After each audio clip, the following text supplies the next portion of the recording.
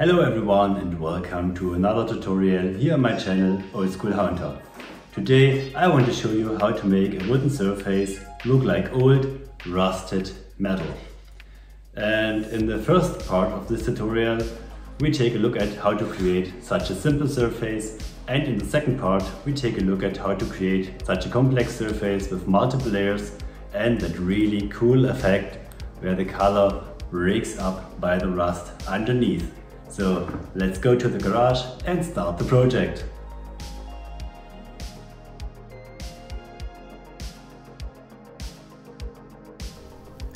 For this tutorial I am using a piece of plywood, but any wood can be used. The only important thing is that the surface should be smooth. We start by creating the base color of the metal. To do this, the wood is first painted with black.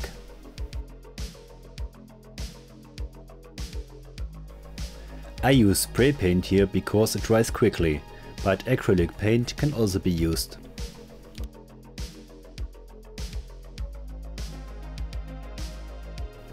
The second layer consists of yellow paint that is sparingly sprayed over the black.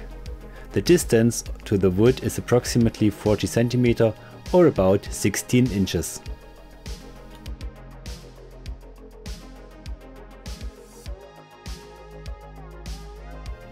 The last layer is a rust brown. This is also applied sparingly and thus we blend the colors together.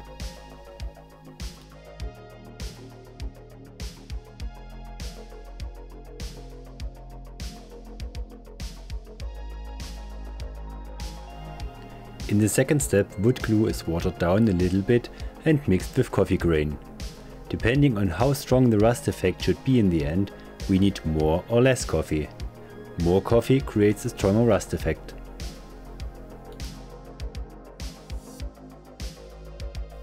The glue is then applied to the wood using a brush, creating thinner and thicker areas. The larger the thick areas, the larger the areas that produce the flaked paint in the end. Many small spots of glue can also be applied at this point in order to obtain many small areas with chipped paint. If the piece of wood is too large, you can also work in sections here.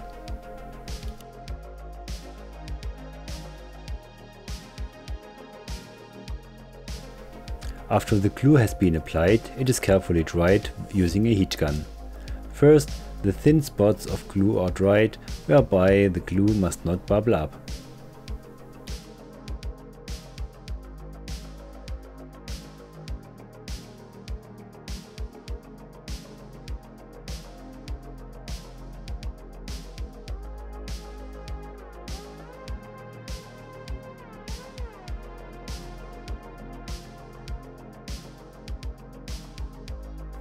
Then the thick areas of glue are dried and the hot air is given to the spots until the glue starts to bubble. It is no problem if the glue in the bubble starts to boil. This step only works well if you work with watery glue. If the glue is undiluted, the bubbles are very difficult to create and the glue is more likely to burn away.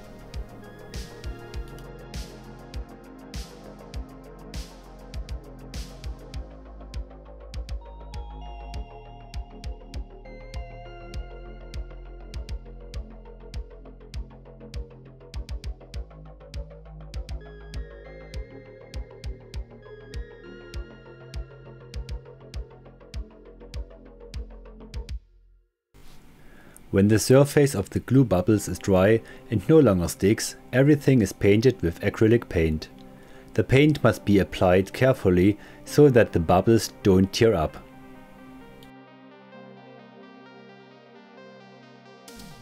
I use a silver grey paint as base color and then apply a turquoise color to the wet paint so that the two colors can easily mix to create some variation.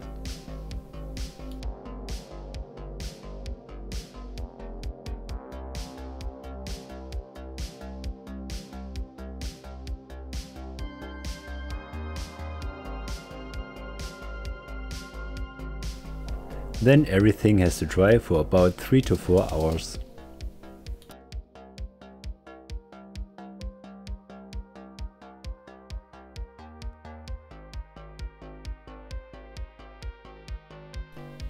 Now it's time to peel off the paint. To achieve this, the glue bubbles are torn open with the help of a wire brush.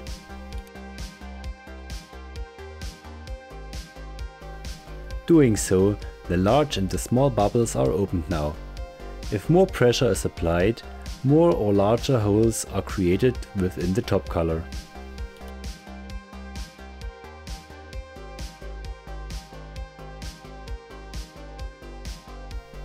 At this point, bubbles can also remain closed to achieve an extra effect.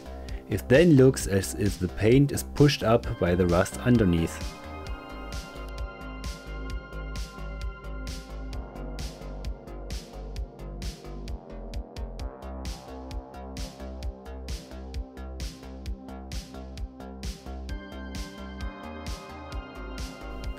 If you are happy with the result, the places where the base color can be seen can of course be left as they are. In my case, I use orange mixed with a brown to show rust.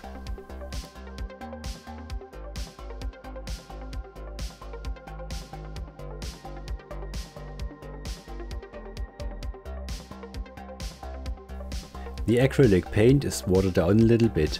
Furthermore, a spray bottle with water is now used to wash off the paint and create rust that runs down. It is important to always work in small layers and let them dry, because it is easier to add color rather than remove it.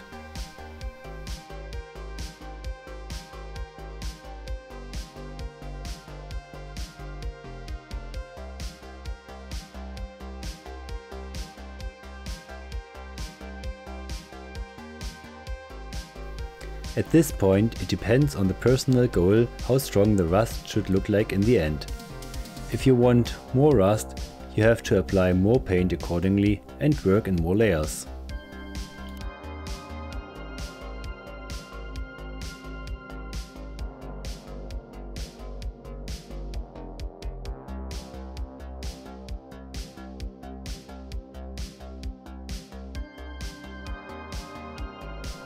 The following step is optional and depends on the result that is to be achieved. I now use black acrylic paint to add a few more accents. The spray bottle is used again to create additional run paths. If you don't apply the rust as heavily as I did in these steps, you can see the base color from the beginning far better.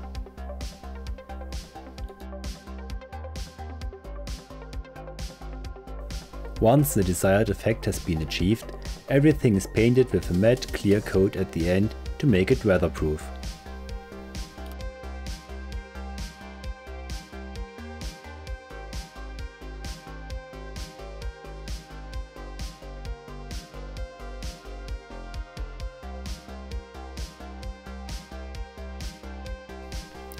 Now let's take a look at the second method with multiple layers and the effect of cracked paint. In that case, the base of the metal is made with black and rust brown color. If you like the yellow used in the other method, you are free to add it here too.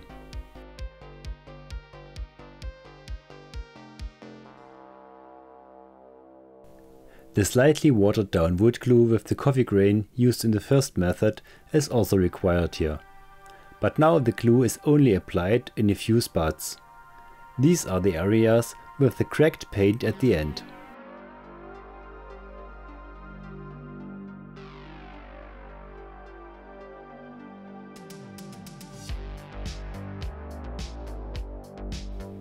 Then the heat gun is used again. The glue spots are heated until a nice large bubble comes up. It may be easier to work step by step and not applying too much glue spots at once. The creation of the bubbles by the hot air is very important at this point.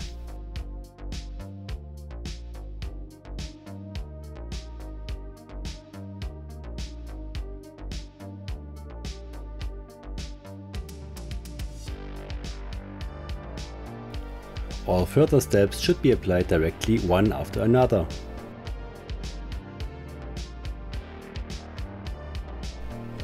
After the bubbles got a solid surface from the hot air, The first layer of paint is carefully applied. I use acrylic paint again, and this time the color turquoise, but the color is up to you. When applying the paint, make sure the glue bubbles do not tear, because the glue has not been hardened at this point.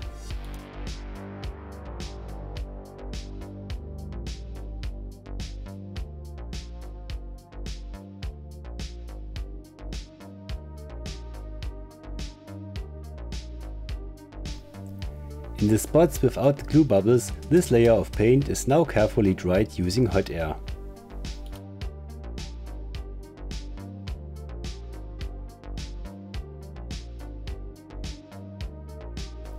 When this is done, the hot air is directed to the spots with the glue bubbles. It is important that the glue bubbles boil up again.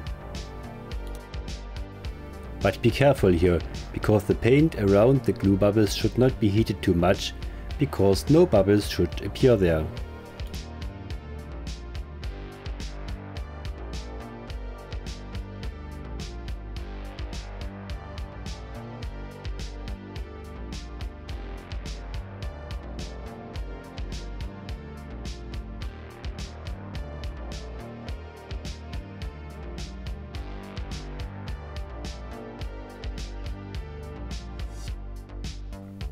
The next step again starts with applying wood glue.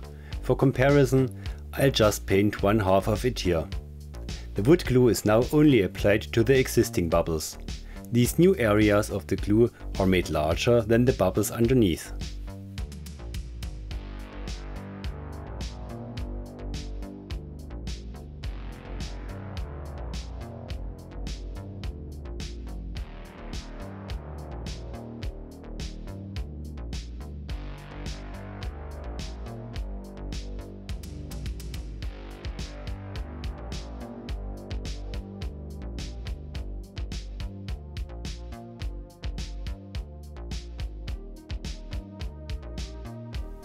Then the hot air is used again. The new glue areas are heated so that the bubbles come up again. The heating should be applied until the bubbles have a dry surface. Then the inside of the bubble is also solid and no longer sticks together.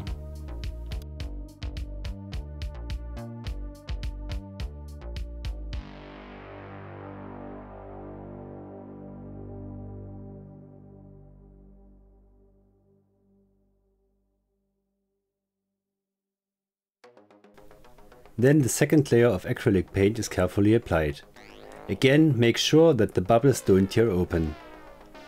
Then the paint is dried again with the hot air in places without the glue. And then the places with the glue underneath are reheated so that the bubbles come up again.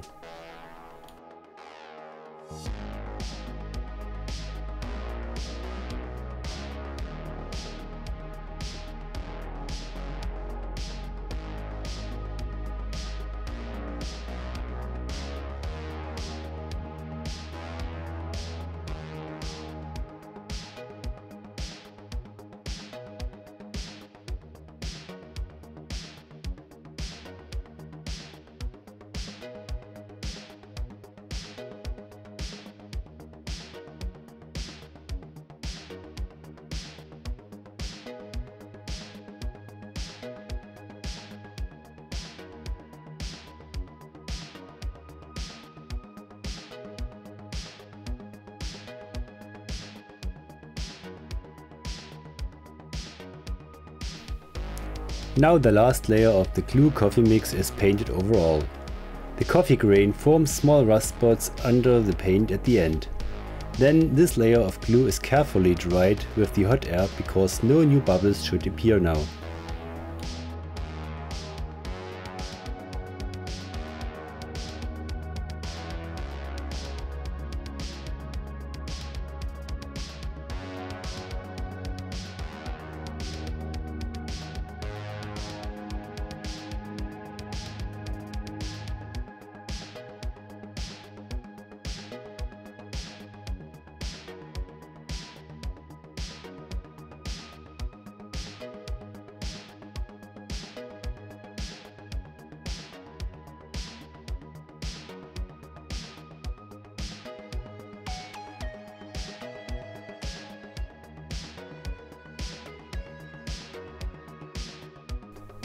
Now here comes the last layer of acrylic paint and covers everything.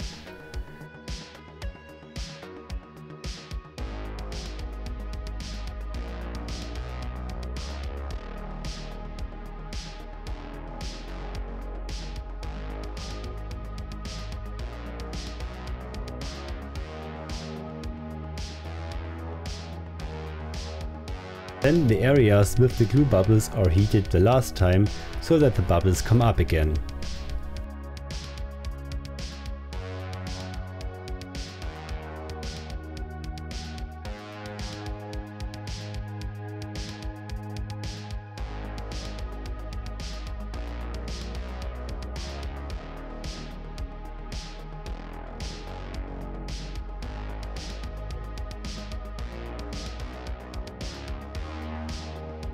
Then everything is left to dry for about half a day.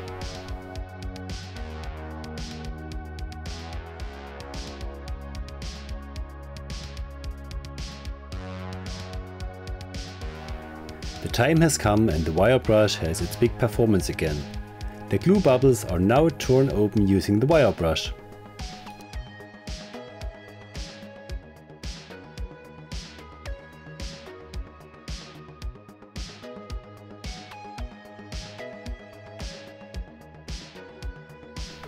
But be careful, because the edges of the bubbles must not tear off here.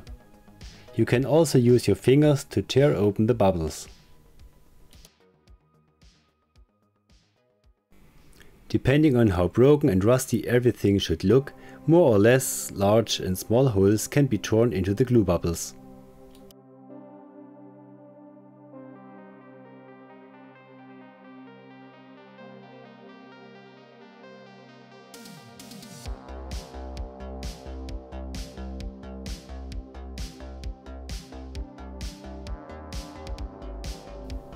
The glue now gives us the effect that the paint looks to peel, but still sticks to the wood.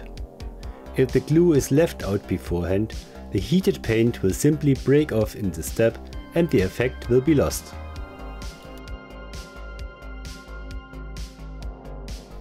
Finally, I use orange and brown acrylic paint again to create the rust effect.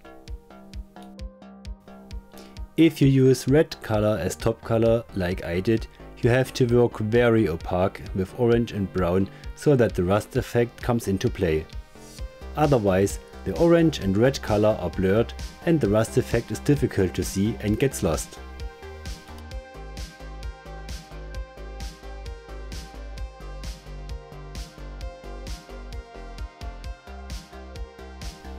For this reason, it is always better to use a darker color as the top color.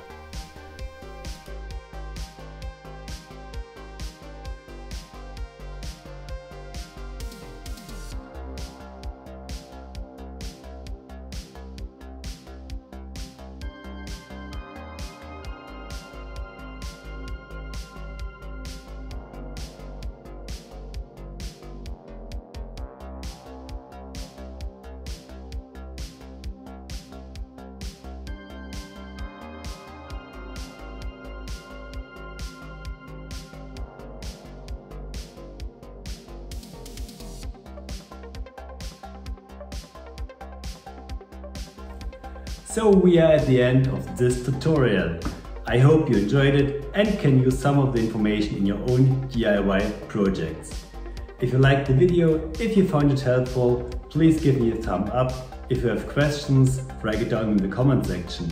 And don't forget to hit subscribe to stay in touch with my channel. At the end, all I could say is thanks for watching and until next time.